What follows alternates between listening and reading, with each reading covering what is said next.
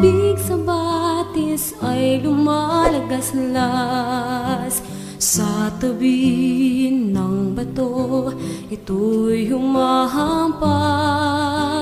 Batis na walang tigil sa pag-agos na kung saan marami ang nabubuhay, marami ring namamatay.